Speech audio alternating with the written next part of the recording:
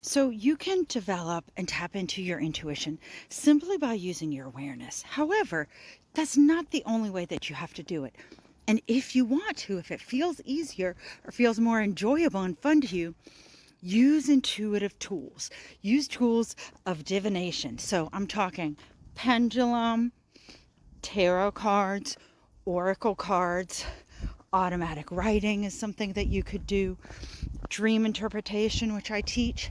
Any of these is a way of accessing your intuition. And no way, really objectively speaking, is better or worse than another.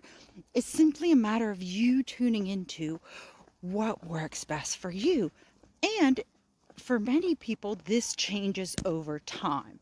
So let it change, let it evolve, be curious, be interested. I love to receive intuitive information while I'm doodling and drawing. That for me is just super fun and playful and one of my favorite things. So you might find that you take intuitive walks, and on your walk, you notice something. I notice when I'm dancing, I tend to get a lot of insight that just drops down into my mind. Notice it might be hanging out with your pet, horseback riding, knitting. Let yourself explore and get curious. What is the way for you to tap into?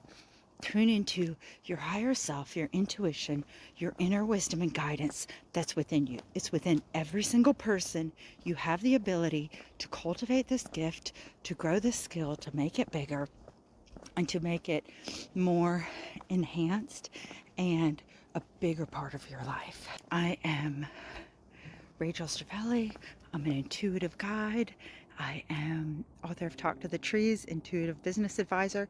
Every month I have a free intuitive call for my community where you can call in, get intuitive guidance from me, make connections in the community. It's a great way to ask questions so that I can reflect back to you what's happening with your intuition, what you're picking up on, and then I can give you information to fortify and enhance that. If you want to be a part of it, message me your email or sign up at my bio, and I look forward to seeing you this month or next month.